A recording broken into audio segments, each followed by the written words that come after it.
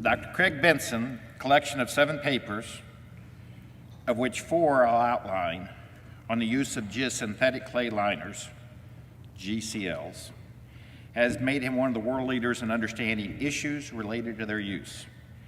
He has made extensive use of case histories and forensic engineering of full-scale applications to the understanding and behavior of GCLs in the field, how the behavior of GCLs is affected by the physical and chemical properties of the adjacent soils, how construction methods employed for GSL installation influence field performance, and how the environmental conditions to which GCLs are exposed influence field behavior. His practical design recommendations for GCLs has been adopted by GCL manufacturers and by practicing engineers throughout the world. As a result of these efforts, the practice selecting and using GSLs has been transformed. His paper, Effect of Wet-Dry Cycling on Swelling and Hydraulic Conductivity of Geosynthetic Clay Liners, Lynn and Benson, 2000, was the first to provide convincing evidence that the problems arose in situations where there was both dehydration of a GCL combined with cation exchange, and it demonstrated, based on laboratory studies, that these 2 mechanisms resulted in cracking of the bentonite in the GCL combined with the loss of normal ability of the bentonite to self-heal on rehydration. The consequence was a permanent and often significant increase in hydraulic conductivity. However, the full significance of this work could not be really appreciated until it was supported by well-documented field evidence. The field cases reported by Meir and Benson, 2007, Benson et al., 2007, and Scalia and Benson, 2010, provided the comprehensive evidence needed to support the concepts proposed by Lynn and Benson back in 2000. That was based on laboratory work. So you do the laboratory theory and follow it with field trials. It is these case histories that have convinced the profession of the importance of considering the effects of desiccation and cation exchange when designing the GSLs, especially in cover applications. The case studies and the insights they provide for engineering practice have had a unique and profound impact on our understanding of the issues and steps needed to avoid problems in their use of GSLs in situations where they could potentially desiccate. They represent an outstanding contribution to the profession. Another paper of Dr. Benson deals with the critical importance of construction quality control when dealing with GSLs, especially in pond applications. Again, the evidence from extremely well-researched forensic investigations of a failure has provided critical insight and guidance to the engineering practice. This is another outstanding case history. Still another publication on hydraulic conductivity of geosynthetic clay liners exhumed from landfill final covers with composite barriers. This was in the Journal of Geotechnical and Geoenvironmental, and in 2010, illustrates how the hydraulic conductivity of GSLs placed beneath geomembranes is very sensitive to the moisture content of the subgrade. This study confirmed the dehydration hypothesis, but also illustrated how GSLs beneath geomembranes may never hydrate significantly and are still prone to alterations in hydraulic conductivity due to cation exchange. The findings indicate that this condition can be remediated by placing the subgrade soil at an optimum water content or wetter, a condition that has been adopted in practice. A 4th paper on preferred flow of geosynthetic clay liner exhumed from final covers with composite barriers. This was in the Canadian Geotechnical Journal in 2010, illustrates how some GSLs beneath geomembranes can develop preferential flow paths that result in excessively high hydraulic conductivity. The paper illustrates for the first time how GSLs hydrate by moisture that wicks up needle punching fibers, then migrates laterally. The aforementioned recommendation, placement of subgrade at optimum moisture content or wetter, is recommendation to prevent the problem and has been adopted in practice. As these descriptions indicate, Professor Benson has embraced the principles that Professor Peck and has transformed geotechnical practice for GSLs by conducting thorough case studies, performing forensic analysis, and developing a thoughtful understanding of the importance of geotechnical conditions where GSLs are employed. This collection of papers and the practical engineering recommendations they contain result in a fundamental change in the geotechnical engineering with GCLs, including new criteria for suitable applications, placement conditions, construction practices, and geotechnical testing methods. The comprehensiveness of Professor Benson's contributions aligns closely with the thought and comprehensive approach employed by Professor Peck. This award is an ideal way to honor Professor Peck's memory and recognize Peck's lineage of engineers in our profession. Professor Benson is a direct academic descendant of Professor Peck. His major advisor, Professor David Daniel, was an MS and PhD student by Professor Roy Olson, who was a PhD student of Professor Peck.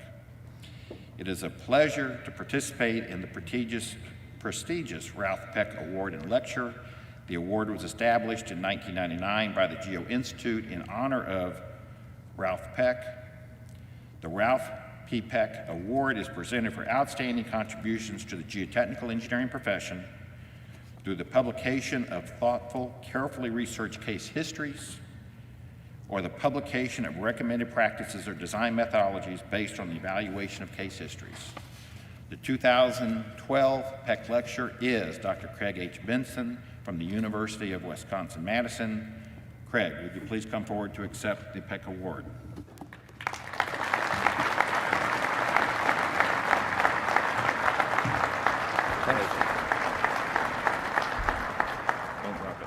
For your collection of case histories in forensic engineering to understand the engineering principles necessary for the appropriate environmental applications and hydraulic design of geosynthetic clay liners as hydraulic barriers, I present you the Ralph P. Peck Award. Congratulations again. Thank you, Phil.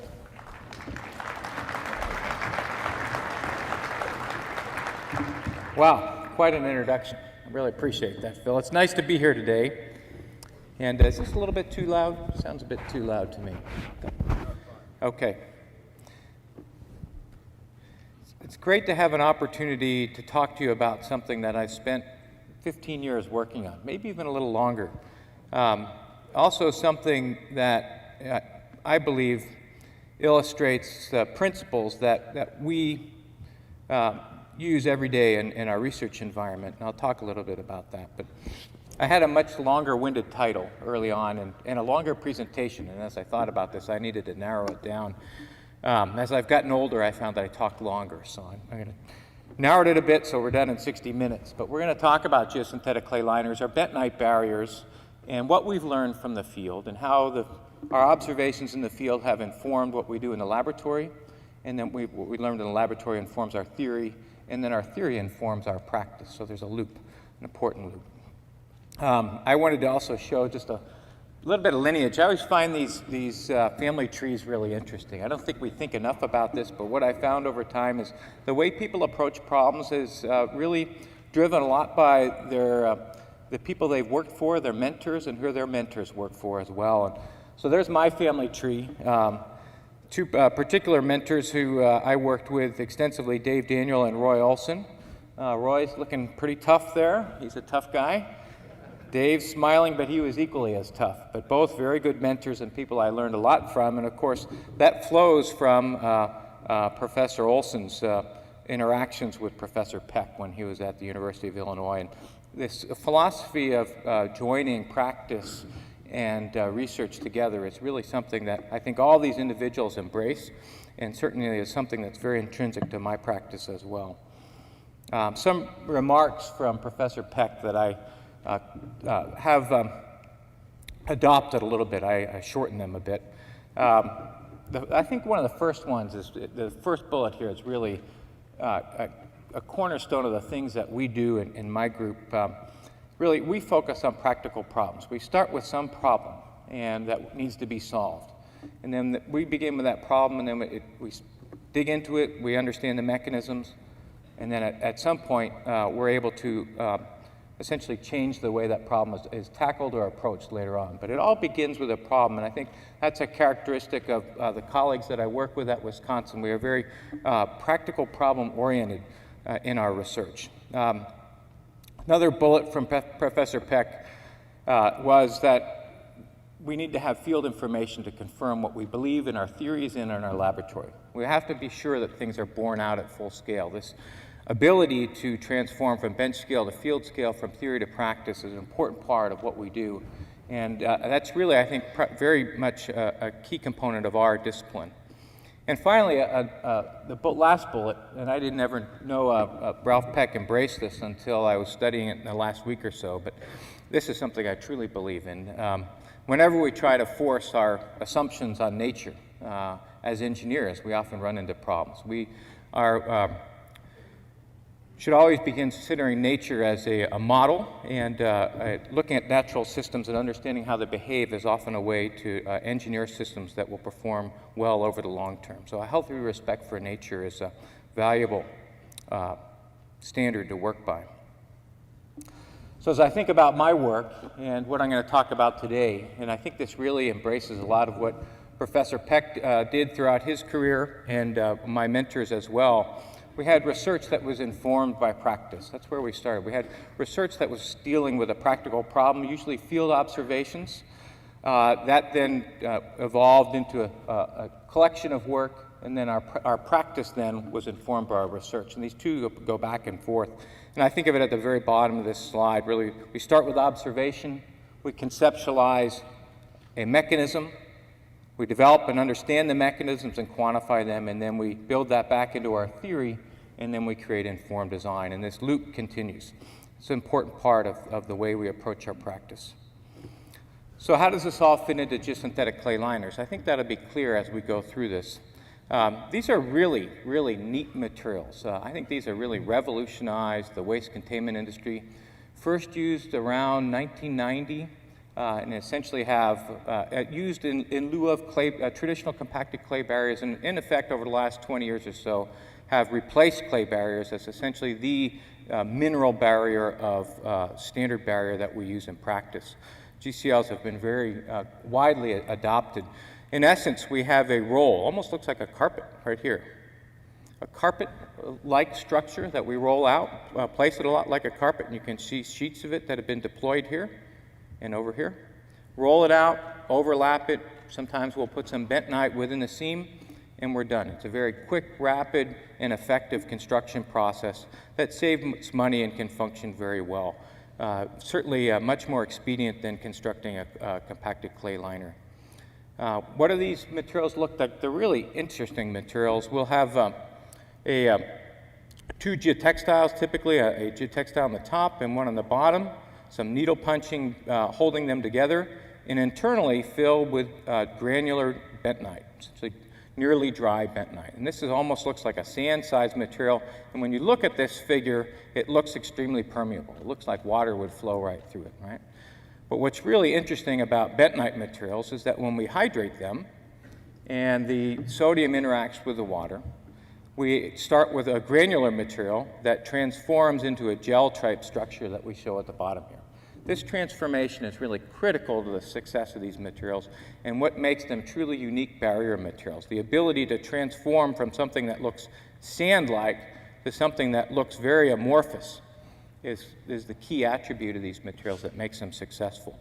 That's both a physical phenomenon, but very much a chemical phenomenon as well. And understanding both the physical component to this and the chemical component is essential to understanding the behavior of these materials and for proper design.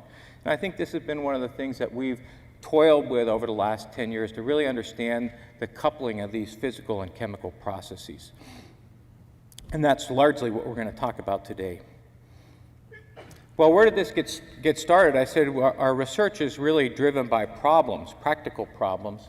I got started working on these physical and chemical interactions of bentonite probably about 15 years ago with my colleague, Professor Tuncer Edel. We were dealing with interesting large-scale case histories, one of them being a big mining project in northern Wisconsin for a tailings facility where we were trying to contain a leachate in that tailings facility that had a collection of different metals. And then another case history that had come along. So one was a liner problem, this tailings facility, and the other part of this was a cover problem, a barrier system being placed over a coal ash facility in southwestern Wisconsin. And that's what I'm going to start with today, is this latter case history, this cover. But these were both problems that came up around the same period of time, dealing with GCLs, and it was the practice that informed the research. It began with a practical problem. To illustrate here, this is a surface barrier or a cover that was being placed over a coal ash facility. If we look at the surface materials, we have some vegetated surface layer, and I have some of my engineering plants in it. You can see right here. My plant physiologist friends always make fun of my plants. They look far too simple. But I do have some roots in them, and those roots penetrate down through our surface layer, and at the bottom of that is a GCL. That's our hydraulic barrier. That's what's supposed to be our impedance to flow, preventing precipitation that would be up here in the atmosphere from making its way through the system and ultimately getting into the waste below. So the idea here is a hydraulic barrier, a clay barrier, this GCL being placed beneath some superficial vegetated cover soil, and this final cover altogether was meant to minimize the amount of liquid that would enter the underlying waste. Now, this was the first GCL that was deployed in Wisconsin at the time in a final cover. And our regulatory agency is kind of known for being skeptical, one might say. And I think rightly so. They said, well, this is a neat idea. We'd like to try this out.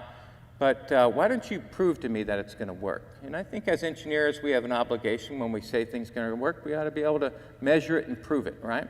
And the engineers who designed this were very confident in this. They were willing to put in large pan lysimeters, essentially a big bathtub underneath the cover that would collect the liquid that came out and monitor the flow. And that's what we see underneath the cover here. This is a lysimeter. This is their design. This is not ours. It's essentially a pea gravel filled pan, has a still well, a pipe that goes over to a still well, and they would collect the water and measure the percolation rate on a periodic basis. A very simple system. And the engineers were very confident this would work. Now, if we know that GCL is a hydraulic conductivity of roughly about 2 times 10 to the minus 9 centimeters per second under stresses typical of covers. And if you do some simple calculations, understanding the variation in gradients throughout the year that we see in cover systems, I would expect somewhere on the order of a few millimeters of flow through the system a year. So we would expect on the order of 1, 3, maybe even 5 millimeters per year, depending on the assumptions. So they began monitoring this, and the results were surprising. This is cumulative percolation on the left and time on the right. This was data that were collected by the engineers who designed this facility, and I graphed it up later, but it's their data. And early on, and remember I said a few millimeters per year, and now notice my scale, I've got 1,000 here, all right? So everything, I guess, is within a couple orders of magnitude. But we see, and this is in years, within 1 year, one of the lysimeters, there were 2 lysimeters, is indicating that the percolation rate, what's flowing in through the cover system, is much higher than was anticipated. In fact, it's appreciably higher, probably 2 orders of magnitude higher, at least in one of the lysimeters that occurred early on. There was some concern at the time that lysimeter had a flaw in it, that there was something done inappropriately, so they went back and reconstructed it from scratch, ripped it out, rebuilt it, and began collecting data again. So there's a reconstruction here, and you don't see the blue points, but it began again. And again, about a year later, the percolation rate was climbing very high, much higher than anybody expected. And a little later on, the lysimeter, too, for some reason it was delayed some, but it showed a similar type of behavior. The percolation rates tended to climb. So there clearly was something that was not functioning the way we anticipated. So we begin here with an interesting problem. Something that we thought was going to function one way is behaving very differently, and the question is why?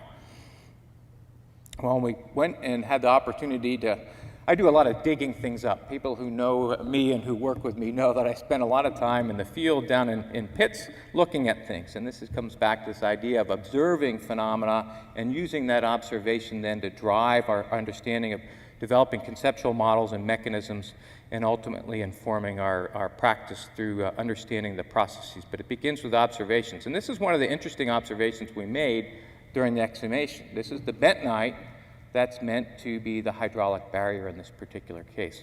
Doesn't look very impervious. Doesn't look like that gel that I showed you earlier. In fact, it's got lots of cracks in it, right? It looks very permeable. This is a photograph that Brian Albright, one of my former PhD students, took circa about 2000. We exhumed the GCLs in these lysimeters, and we found some very interesting behavior. We did this at 2 different times, too, in 1999 and then in 2002. One of the things that we found is that the water contents were quite a bit lower than what we expected, particularly in 2002. In our second exhumation, they were down on the order of 20 or 30%. We hydrated GCL in the laboratory. We would expect water content on the order of 100% or so. These are much, much lower. The other thing that we observed when we measured the swell index, this is a measure of the swelling potential of the bentonite. The new GCL was about 24 milliliters per 2 grams, the kind of odd units that we use for swell. Our swell index for these bentonites that we were taking out of the GCLs were appreciably different. So the swelling potential of this material had changed. It had been transformed during its life, relatively short life, of a few years within the cover system. And the hydraulic conductivity of the GCLs was very much higher. And again, here a new GCL down in that low 10 to the minus 9 range. One of them being a little bit higher, the others being appreciably higher. So the hydraulic conductivity had increased orders and orders of magnitude, which is consistent with those cracks that we saw earlier. So the question is, why was this occurring? We know bentonite is a highly swelling material. When it can dry and shrink and crack, and we expect when it rehydrates, it will wet back up, it will swell, and those cracks will seal shut. At least that's our underlying hypothesis. So we're beginning to question whether the hypothesis is valid. At the time that we were doing this, Steph Melchior, who's a soil physicist in Hamburg, had been doing almost identical work at the Gerswerger landfill in Hamburg. He hadn't built lysimeters, but he had buried GCLs and had let them sit in the ground for a while, and then was exhuming them and finding similar types of behavior. He hadn't measured the hydraulic conductivity at the time, but he exhumed them and found they were filled with cracks. And then later on, a couple years later, he had exhumed them again and measured the hydraulic conductivity, and we're seeing the same kind of things that we did. And we began to wonder, what were the mechanisms driving this? We know in cover systems they have a very periodic wetting and drying process as part of the hydrology of the system. So that was clearly a clue or something we were thinking about, that there was some wet-dry cycling that was present that was driving this process. So we began with some very simple experiments. This is Ling-Chin Liu, who was one of my master's students in the late 1990s, where it was very simple experiments. We always believe in starting off with something very simple and then building up our knowledge base and then beginning building things that are more sophisticated as we go forward. But these were simple experiments where we would take a sample of a GCL, essentially a disk. We would permeate it in our laboratory until we got to a steady state condition, and then we would pull it out of the permeameter and set it on the lab bench and let it dry. And we would record the mass over time and wait till it stopped drying, so essentially it lost as much moisture as it would, at least within the thermodynamic conditions of the laboratory, and then we would begin that process again and permeate it. And this is the type of behavior that we saw. Early on, we were running these experiments, and these experiments roughly take at least 2 months per data point here. So these are not a simple little test, all right? And we're going on roughly about a year, and Ling's getting worried that she's got a kind of a boring thesis because we're down in this range. And nothing's happening. And she's thinking, am I ever going to graduate? And then things started to change. There was a transformation. And 2 of the experiments that we ran, where we used a calcium chloride as the pour water in the permeate solution, we started to get changes in the hydraulic conductivity. The hydraulic conductivity began to increase. Whereas with the specimens that we permeated with just deionized water essentially remained unchanged. So there was a chemical interaction here. And the calcium is important because we know that bentonites that we use in GCLs and other environmental applications are sodium bentonites. There's a sodium cation that's the predominant cation that's associated with the mineral surface. And we'll see in a minute why that's particularly important in terms of the swelling behavior of bentonites. But we know in the environment that the most common cations are the divalent cations, particularly calcium and magnesium, are the most predominant cations in the natural earthen materials. The other thing that's, if we go back and look at the soil chemistry literature, we see that there's been a lot of study. On just about everything. It's one of the things I'm always amazed by. If you're working on something, somebody has probably already touched it already.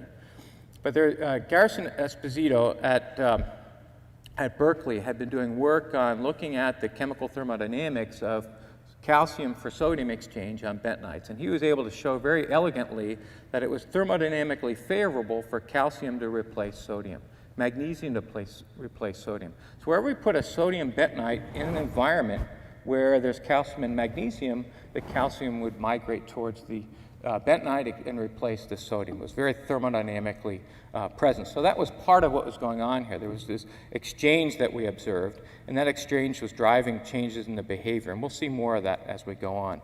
One interesting thing here, we did run these experiments with DI water out to about 5 cycles and had no change. And you could argue that we might have needed to run those experiments a little longer and see if we saw any change. But we have a couple other things in our laboratory that drive our practice. These experiments here in green took about 2 years, and we have what's called a graduation termination criterion, where students at this point say, I'm not going to run any more tests, I'm leaving, all right? And that's what happened with the green ones. Ling Chu said, I'm done running experiments for you, Professor Benson. I'm going to graduate. So what did we see? The other thing that we looked at this was swell index of the bentonite. And if you remember, again, the test we ran with the calcium chloride as the permeant water, the hydraulic conductivity increased appreciably. Those with deionized water, essentially a water which would not alter the chemical state of the bentonite. The bentonite would stay in its sodium or sodic state. Those remained essentially the same. And if we look at what we see from the free swell of the bentonites in those GCLs, those permeated with calcium chloride actually began to diminish. All right, so there was a process that was occurring, a chemical process that was altering the physical behavior of the bentonite. It was losing its ability to swell, and the swelling capacity and the formation of that gel structure I showed early on is really key to the success of bentonites functioning. In contrast, if we permeated them with deionized water or tap water, they remained essentially the same. So no alteration and a very significant alteration. And you'll notice that on my previous slide, I showed that transition in hydraulic conductivity with the calcium permeants was right around 4 or 5 cycles of wetting and drying. And we see on this graph here that right around 4 or 5 cycles, we've really kind of bottomed out on the swelling capacity. So the bentonite is transformed from a highly swelling material to a material that swells very modestly and doesn't have the capacity to potentially heal cracks, as we'll see in a minute. So there's actually been a great deal of work understanding the thermodynamics and the chemistry of calcium and magnesium and sodium in bentonite materials. There's actually a whole plethora of articles on this that go back to the 1950s. This is a classic paper that was published by Norsch in 1957, a graph from his paper, where he articulated the different components of bentonite swell. Bentonite, if you remember, is predominantly comprised of montmorillonite mineral, and montmorillonite mineral is a 2-to-1 mineral. So we have 2-to-1 sheets. Those 2-to-1 sheets are fairly weakly bonded together, and when the bentonite is placed in water, the montmorillonite will hydrate. That means that the water molecules are associating with the charged mineral surface, and those sheets will separate. All right? As opposed to in other minerals where they're fixed, where there's a strong bond. In montmorillonites, they separate. Water molecules make their way in between the montmorillonite sheets, and that's what drives this. That's what makes bentonite such a highly swelling material. The sheets separate, water molecules fill that inner layer region, and it expands appreciably. What Nora showed were 2 things, is that swelling process occurs in a couple of different steps. The first step is what he calls crystalline swell, where it's essentially where the first steps of hydration occur, where the first layers of water molecules associate with the montmorillonite surface. That results in a swelling of roughly 2 nanometers. We call that crystalline swell. That's in this region here. And then another transition occurs that we go into a phase called osmotic swell. Osmotic swell, where we end up with appreciably more swelling, or essentially expansion of the inner layer in the montmorillonite mineral. We talk about that inner layer in terms of something called the D001 spacing. Those of you, I imagine everybody in here has looked at Jim Mitchell's book, Fundamentals of Soil Behavior. If you go back on the clay mineralogy section, you'll see the D001 spacing. Essentially, this is just a measure of essentially the separation of those platelets. So we could use this D001 spacing shown here on the y-axis and just replace that with the word swell. We could just put swell right there. And the other thing on the x-axis is the reciprocal of the concentration. All right, it's kind of an unusual graph, and I think Norrish plotted it this way just to make it linear. But this is 1 over the concentration on the x-axis. So if we go to the right, we're in more dilute solutions, and on the left, we're in concentrated solutions. So there's a couple of things that he observed here. As solutions were more dilute, we got more swelling in bentonite. Very dilute solutions, we got a lot of swelling. And if it was very concentrated solutions, on the other hand, we ended up with very little swelling and perhaps only crystalline swell. The more dilute, though, the more swelling we got. This osmotic swell is really an important part of this. This is this component of swell in bentonites that gives it that gel structure, that gives it that kind of greasy feel, that plastic feel in your fingers. That's the osmotic swell component. Without that, bentonite does not behave the way we would like it to do in the way that we rely on in many applications. The other thing that Norrish showed was not only this concentration dependence, so clearly a very concentration dependent behavior, but also a cation dependent behavior. He showed that when the cations associated with the mineral surface were monovalent, sodium, potassium type of cations, we got both crystalline and osmotic swelling, that we would get the potential for very large amounts of swell. When they were divalent cations, like calcium and magnesium, osmotic swell was no longer present. We only got crystalline swell. And so if we have bentonites that are primarily calcium and magnesium bentonites, they don't swell. Those with primarily sodium cations on the surface do swell. So a fundamentally different behavior between a calcium magnesium bentonite and a sodium bentonite. And this goes way back to the 1950s from Norrish's work. And I think this photograph illustrates this really nicely. We took a bentonite essentially at the same mass per area as we would have in a GCL. And we ran the old GRI swell test. This is a test where you would take the bentonite out of the GCL, you would put it in a CBR mold, you would put a CBR plate on top of it, and then you would put an LVDT on top of that. And then you pour in water into the mold, and you would watch it swell, and you would just record the swell. And you would end up, if it was swelling a lot, you'd end up with this large patty here that you see on the top. I lost my mouse there for a second. There it is again. This is a bentonite that's been hydrated in deionized water. Look at that tremendous swell, that gel structure. It's really transformed from a granular material to a gel material. Let's replace the pore fluid from deionized water to a stronger calcium solution where that calcium will replace the sodium in the bentonite. Very different behavior. All right. What do we see here? We see virtually no swell. You can almost, if you look carefully, you can see the bentonite granules in this slide. So there's been virtually no swell at all. All right. So same material, but very different physical behavior depending on the chemical condition. So the chemical condition alters the physical behavior, and ultimately is going to alter the hydraulic conductivity as well. If we look at this as well, some photographs, it's actually Joe Scalia prepared these for me.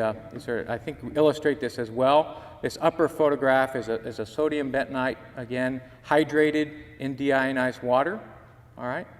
Forms a gel-type structure. You can see some of the original granules. The same material, but with a calcium bentonite. Again, it looks like sand. So one is very impermeable. The gel structure is very impermeable. And the granular structure in the calcium bentonite, as you can imagine, is very permeable. So the chemistry is really important to this linkage of chemistry and physical behavior.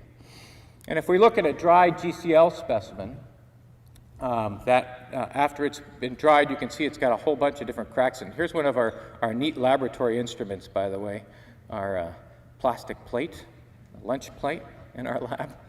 Again, we tend to use very practical tools. But you can see the cracks in the GCL. If this GCL is going to be effective when it rehydrates, when it wets back up, that bentonite needs to swell, those cracks need to close. If the bentonite loses its ability to swell from a transformation from a sodium or sodic form to a calcium-magnesium form, and it loses that ability to swell, those cracks won't close, and that's what drives the increases in hydraulic conductivity. So, Our behavior at this point, as we understood it, this behavior that we saw in the field with very high hydraulic conductivities we attributed largely to calcium and magnesium exchange coupled with wetting and drying, and the inability of the transformed material to reheal itself due to its loss of swelling capacity due to the change in the chemical structure. Interesting, a little bit of data here as well. Later on in the project, they replaced the original GCLs with a geofilm laminated GCL, so a composite where the GCL actually has a geomembrane laminated to the surface on top, replaced that and reinstalled it, and the percolation rates to this day, actually, this graph actually should have some data way off on the right here now, remain very, very low at this site, on the order of a couple millimeters per year. So the laminated product, the geomembrane and GCL combination, worked exceptionally well. And we'll talk about that in a little bit. We were really interested in this. So we wondered how general this behavior was. We had this one case history, and of course, we can't draw generalities from one project. I certainly had a friend over in Germany who had observed this. We had observed it.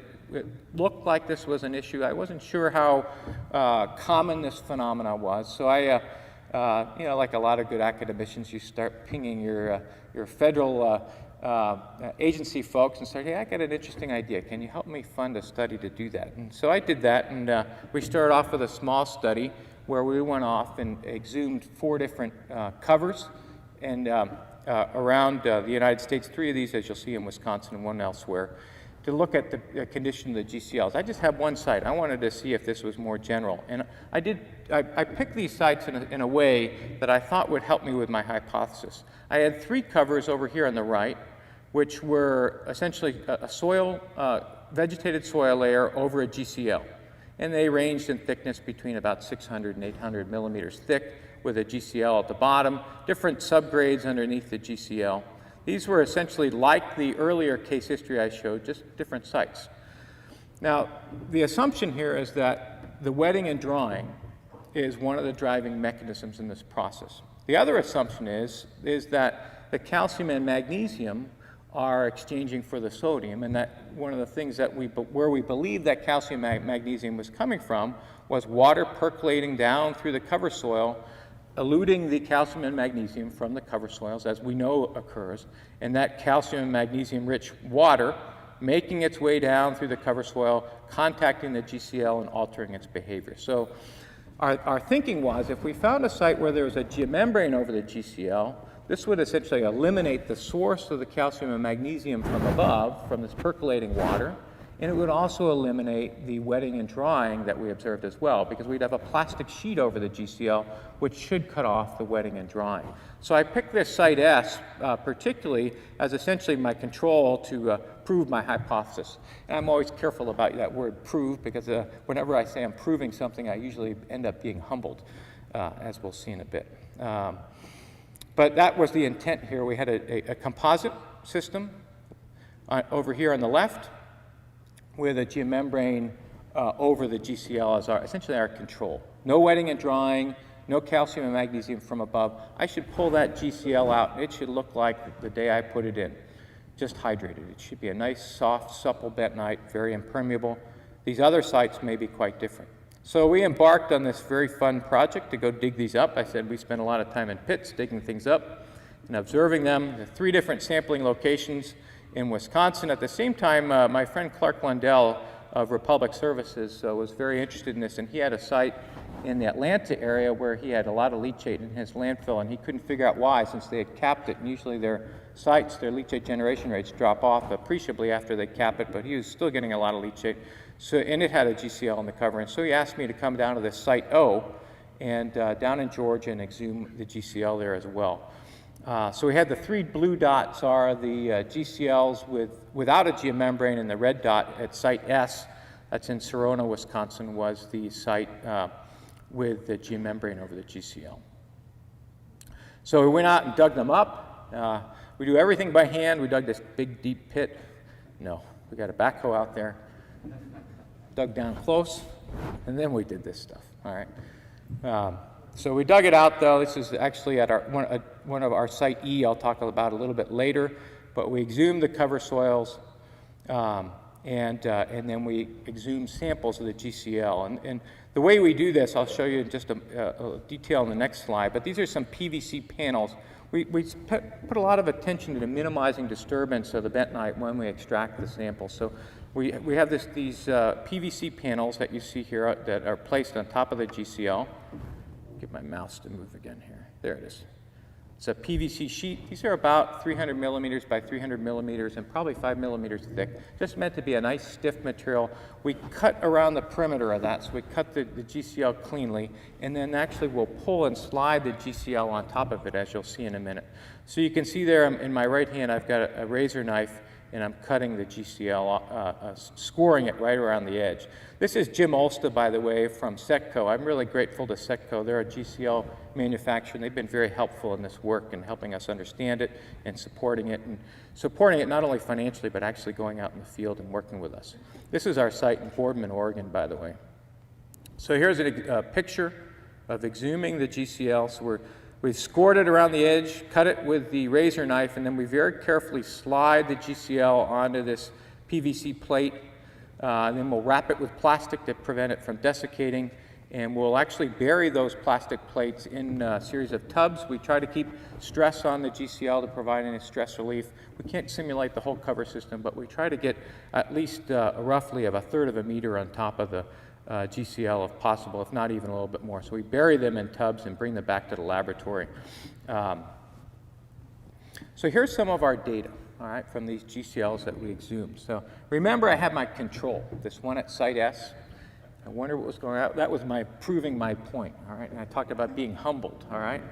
Humbling is always a good experience. You learn from being humbled, although sometimes it hurts a little bit. Let's talk about the GCL-only sites. First of all, here's one that behaved a lot like the site we already talked about, very permeable. We had our site in Georgia where we had very, very high hydraulic conductivity, some very low, one in the middle, so quite a variation. And then one somewhere in between, the Site D. This is up in the Chemaquin National Forest in northern Wisconsin. The Site D where we had kind of intermediate hydraulic conductivity. So interesting. We didn't see precisely the same thing we saw at that one case history. We actually saw different types of behavior at different sites. And interestingly enough, the control perhaps had the most permeable samples. And that really got us thinking, what's going on there? To this day, this has not been proven out, but I will get to more on that, why that is in a minute. But this was an important learning experience for us as well. The other thing that we saw is we ran swell index on the bentonites from each of these GCLs. And for the ones that we exhumed here, lost my cursor keeps going in and out. There, oh, well, if we look to the left on the free swell graph, you see that in green, the free swell, this bentonite that was used in these GCLs, when new, is roughly about 35 milliliters per 2 grams. All of the GCLs we exhumed had swell indices around 10 or lower. That's the swell index associated with a calcium bentonite, not a sodium bentonite. So it started out at 35 and transitioned to 10 over a service life of 4 to 8 years, roughly, depending on the site. If we looked at the relative abundance of sodium in the exchange complex, essentially the collection of ions that are cations that are balancing the negative charge on the surface of the bentonite, typically in the bentonites that were used in these GCLs, about 80% of the cations were sodium. When we looked at the exhumed GCLs, at most 20%. All right, so there's a great depletion of sodium in these materials. So again, the physical process and the chemical process are coupled together. We had a transformation from a sodium bentonite to a calcium magnesium bentonite, which altered the swelling behavior and altered the hydraulic conductivity, but still doesn't explain why we got this variation in hydraulic conductivity from site to site. Interestingly enough, I talked about that composite system, right? We put the geomembrane in there, and that geomembrane was meant to cut off the water from above that would carry calcium and magnesium and prevent exchange. And yet it was completely exchanged. At our site S here, the swell index is around 10, and most of the sodium has been replaced by calcium. What's going on? This isn't something we expected at all. Very different. Well, the water content was an important issue that differentiated the data that we observed. The GCLs that had become hydrated and remained hydrated, essentially became wet and remained wet, retained lower hydraulic conductivities. Those that had dried, potentially going through a desiccation cycle or several, had much higher hydraulic conductivity. So there was a clear dependence on water content, that if we got the GCL wet and it stayed wet, it tended to remain, tended to have low hydraulic conductivity, whereas if it hydrated and perhaps desiccated, it tended to have high hydraulic conductivity. So the variation in hydraulic conductivity that I showed on the other graph was very closely tied to water content of the bentonite. The wet bentonites had low hydraulic conductivity, the dry bentonites had much higher.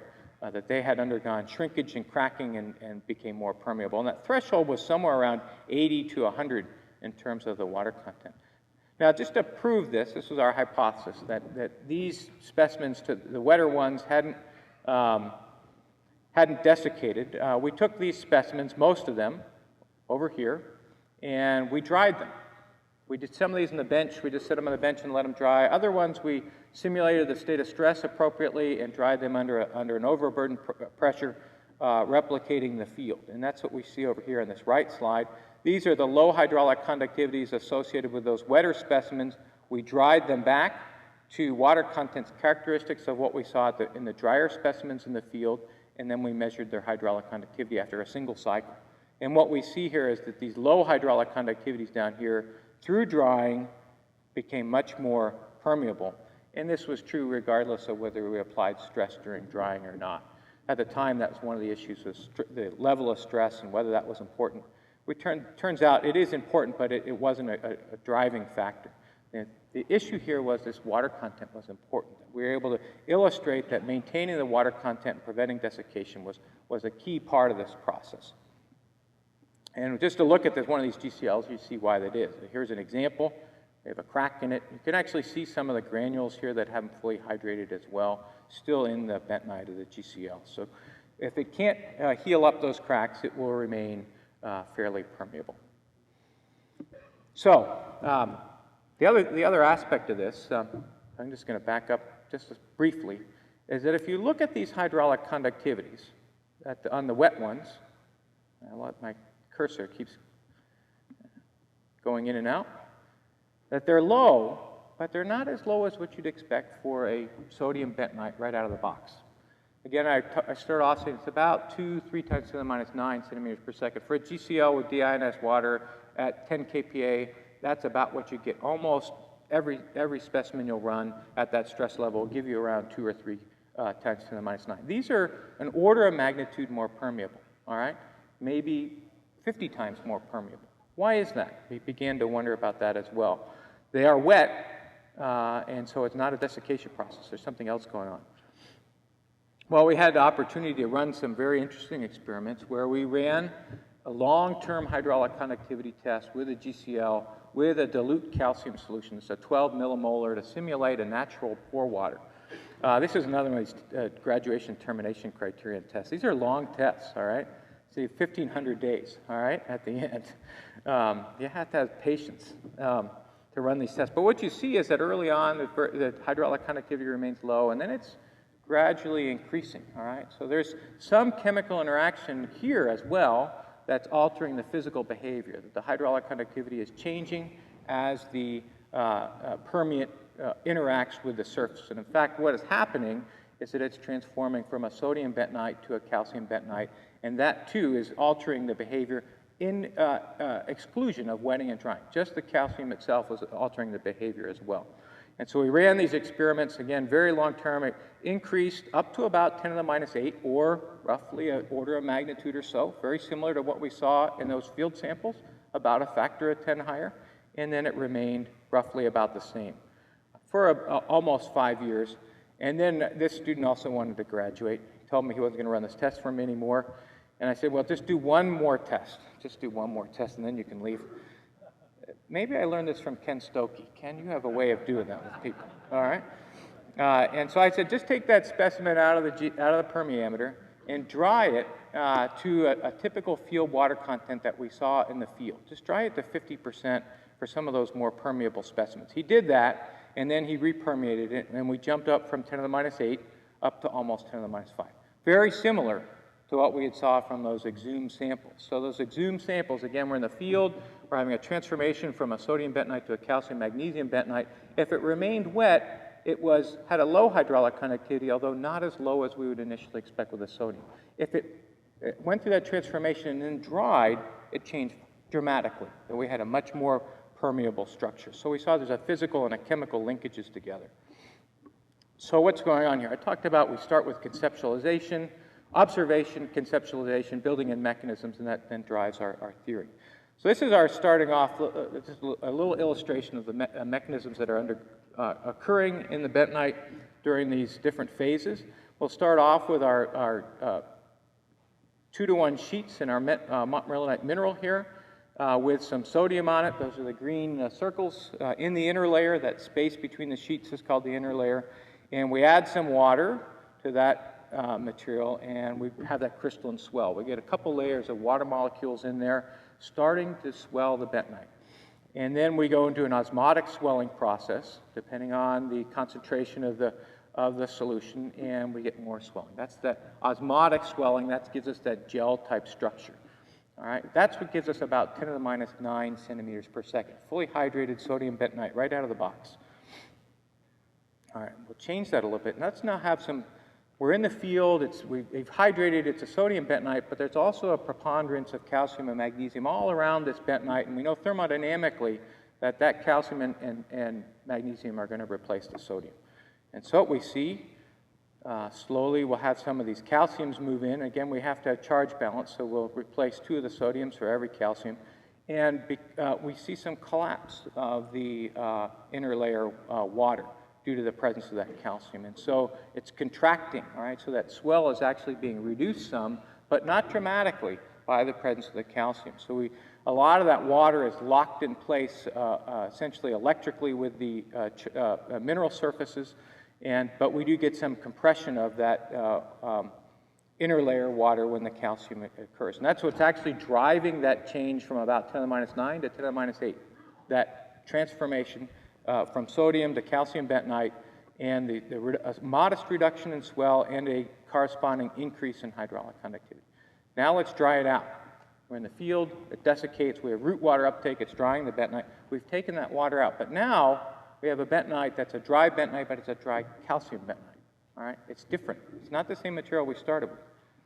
And it wets up again, and it gets 2 layers of water molecules associated with crystalline swelling, but now it's a calcium bentonite. Now it's rehydrating in the field, and this is all it does. All right, this is where it stops. The osmotic phase no longer occurs. It's a calcium bentonite, and we know that calcium bentonites only undergo crystalline swelling, and that's the end of essentially the swelling process. And so very consistent with what we see mechanistically and what we know about the behavior of calcium and magnesium bentonites. Well, that doesn't answer our question about the case where we had the GCl plus the geomembrane, our proof case that ended up being the humbling case, this one with a question mark. I was interested in this, and so I went out and convinced some folks that we ought to dig up more of these and find out what's going on with the GCLs overlain by geomembranes. So we did that. We looked for sites that had cover systems that had a composite barrier. So we had, again, a GCL overlain by a geomembrane, typically in a structure that looks like this, and then we exhumed it. We did 2 sites out in the west. Apple Valley, California, a community that's never had an apple tree. That's a developer's idea. My brother lives right next there, so I go there very frequently. I know what it's like. That's in north and east of Ontario. And then Boardman, Oregon, to another site up here. These are 2 of my field sites for another project we had, both of which had composite barriers. Site S again. Site E is another site in Wisconsin. This is a site where they're doing vertical expansion, where the cover was essentially being removed from the facility, and so we had an opportunity to exhume that. And then another site, Site F, in the southwest corner of Michigan. And these are the profiles, again, varying thicknesses, but all of them having a composite barrier, geomembrane over a GCL. And we went in and exhumed these. Interestingly enough, we saw very different types of behavior. This is what we expected we would see when I exhumed that first composite barrier. This is actually the one at Site A. This is Apple Valley, California. This is on the edge of the Mojave. So if there's a site where it's going to be dry and hot, this is it. All right, they get 4 inches of rain a year. At the edge of the Mojave Desert. Look at this GCL. Look at that exhumed GCL. It's wonderful, beautiful material, gel structure. Here's site B. Now it looks a little different. Site B, also in a very dry climate. Eastern Oregon is very arid, not quite as arid as the Mojave, but probably 6 inches of precipitation a year, very arid, but a very different structure. Notice the bentonite here doesn't look nearly as soft and compliant. We can actually see some of the residual or remnant granules, and we can see cracks between those. In fact, if we zoom in a little bit, you can see those cracks very clearly. So this is a different behavior. Two systems, similar climate, similar type of hydrologic environment, geomembrane on top, but two very different behaviors. Why are we getting that? We're beginning to ask these questions. We begin to look at our data, our swell index data. Again, we see all of our sites where we have composite barriers have undergone some transformation. The swell index here for these sites is lower than what we get for a new GCL, which would be up here above about 26 milliliters per 2 grams, depending on the brand that we're using. So there's been a transformation. Some of them, even though they have a geomembrane, are completely transformed to a calcium bentonite, typical of a calcium bentonite. So we see a transformation in the swelling behavior, even with a geomembrane on top. We see the mole fraction of sodium. See essentially no sodium, very little or no sodium in these GCLs, and a reduction in the amount of sodium on these, just depending largely on how long they've been in service. And water contents, these are all underneath the geomembrane. As we might expect, they're fairly uniform. This site B, though, was quite a bit drier for a reason we'll get to in a minute. But they're fairly uniform. They've had a subgrade. GCL's been placed in the subgrade. It's hydrated in the subgrade. It's being geomembrane on top, so it's not wetting and drying very frequently like we'd see for the conventional GCL sites. And the hydraulic conductivity data were all over the map. All right. Wide ranges of hydraulic conductivity. And the other thing that we found, in contrast to the other GCLs, they were very sensitive to subtle variations in the chemistry of the permeate liquid that we were using. We had, in some cases, we used deionized water. We got very low hydraulic conductivities. Other cases where we're using a very dilute calcium solution, we had higher hydraulic conductivities. And so there was this permeate sensitivity that we observed, and we're going to just talk about that briefly in a moment, and why it's how we might select waters that are realistic. So depending on what water we use, we got different results. It's very important that we learn from this to use a water that represents the field condition as precisely as possible. The other thing is we observed is some very interesting behavior with a few of these samples in the middle. These were samples that we exhumed where they actually had preferential flow through the GCL. These are samples where we actually put some rhodamine dye in the solution. You can see the dyed flow paths in the GCL shown in these photographs. Dye running right along the needle punching fibers, interestingly enough. Here's another one. This is site F in Michigan. This is site E in Wisconsin. Again, here's rhodamine dye running along these needle punching fibers. So there's some other phenomenon that we never thought about is coming into play here. We're not sure about that. I'll talk about that briefly in a minute. So one of the things that we observed from that data set is that the permeate chemistry that we used to test these GCLs was particularly important. Even these subtle variations, just subtle changes in molarity. And we looked at this, we described the water chemistry of permeate solutions for bentonites using two parameters. One, what we call the cationic strength, which is like the ionic strength, but just without the anions. So it's just a cation-driven strength. So essentially a gross measure of concentration. And then we have another parameter called RMD, which is essentially describes the relative abundance of monovalent and divalent cations. So high RMD solutions are solutions that are primarily monovalent. Low RMD solutions are solutions that are primarily divalent cations. And we've actually looked at a great deal of soils from around the country here, about 15 so far, and measured both the cation strength and RMD of the pore water, and we get quite a variation. We find that the cation strengths are fairly low, as we'd expect, and the RMDs tend to be very low as well because they tend to be predominantly divalent. From this, we've been able at least to recommend some solutions. We have what we call our conservative water, which essentially is divalent, as you'll probably see in the field, but not a purely divalent solution. In contrast to, for example, a standard water in ASTM D5084, that's the red dot here. I lost my cursor again. Red dot over here, that's standard water. And we now have in ASTM D5084 the conservative water, and we also have the average water as well. This red cross are waters that are in the standard for and are recommended for testing exhumed samples. So, other things that we observed to those GCLs that didn't have preferential flow, the hydraulic conductivity, again, very much driven by the water content of the bentonite. We saw water content was important here, but here we don't have wetting and drying occurring. It's just hydrated bentonite, but again, the water content is a big player here. We need to get the bentonite wet, get it into that gel structure, and then prevent that gel structure from being altered. The specimens that had high hydraulic conductivity had low water contents. Those that had low hydraulic conductivities had higher water contents. And what we found is that those water contents were very closely tied to the subgrade water content. And in fact, all of the specimens that had low hydraulic conductivity this is mislabeled, I apologize over here. These are, yeah, this, I got a goof up over here. This says hydraulic conductivity, but these numbers aren't right over here. Well, let me just say what this graph is supposed to show. What we found is what all of the specimens that had low hydraulic conductivity had higher water contents, and all of those were placed in subgrades that were compacted wet of optimum water content.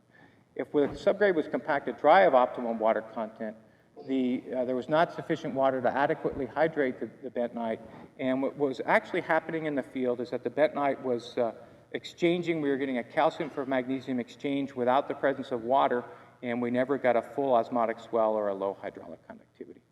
So the mechanisms that we saw, we start off with a subgrade, as we see in the bottom, a GCL placed on top with some sodium on it. We're placing it on the ground with a geomembrane on top, and as we place it, water will migrate actually from below to hydrate the GCL, moisture migrating up, hydrating the GCL. And it'll move up, and we'll get a nice swollen structure if we have a wet subgrade. If we have a dry subgrade, we don't have enough water, we'll end up with a very modest amount of swelling. And in fact, we never get into that osmotic swollen state. Over time, we'll get exchange of calcium for the original sodium, and we'll end up with retain a swollen state here. Perhaps it'll compress some, but largely a gel structure. Whereas this dry subgrade condition will end up with never having sufficient water to actually get out of the crystalline state, and we'll end up with a much more permeable GCL. And so we end up with flow paths that are very small for wet subgrades and large on the right for dry subgrades, because we remain in that crystalline swell state. So the chemistry and the physical behavior are tied together. We did some experiments in the lab to prove this out. These are essentially just a subgrade on which we placed a GCL. We wrapped it in a membrane, put in a flexible wall permeameter, and then hydrated it for different times. Again, these are fairly long tests.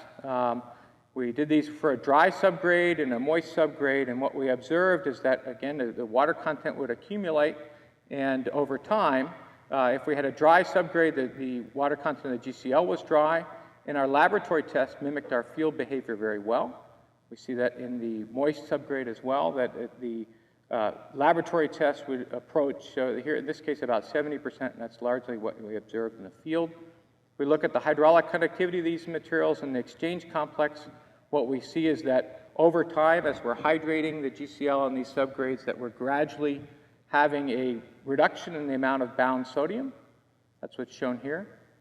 And the sodium fraction in the bentonite is being reduced. That's transforming it to a calcium or magnesium bentonite, reducing its swelling capacity and altering its hydraulic conductivity. And if we look at our hydraulic conductivity, again, a dry subgrade transforms to a calcium and magnesium bentonite, never has the opportunity to go into osmotic swell, and ends up being a very permeable material. For example, a moist subgrade, on the other hand, shown here at the bottom, has a much lower hydraulic conductivity, even if it undergoes some cation exchange. So the only question we have remaining in the last couple of minutes here is this preferential flow phenomenon that we observed. Everything else we've been able to explain based on the physics and the chemistry of the process. The only thing that's kind of hunkering out there is this preferential flow phenomenon. Very unusual behavior. We had these almost these oxide stripes that were in the needle punching that we observed. We were trying to understand what was going on. And what we did was to understand how GCLs hydrate when they're placed on a subgrade. So we did some experiments, which I'll illustrate in a minute. But you can see we pull out some of these needle punching fibers. Look at all the oxides present in these fibers. It looks like almost like tar in there. All right, this is a fiber that's been pulled out from the GCL. So this is a cross-section of a GCL. We put GCL on a moist filter paper.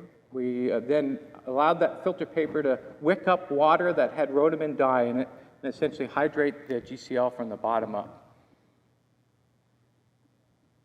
That's what's occurring. All right, so you can see in the bottom here, we see the red rhodamine-laden water at the bottom, the needle-punching fiber. It looks kind of gross, actually.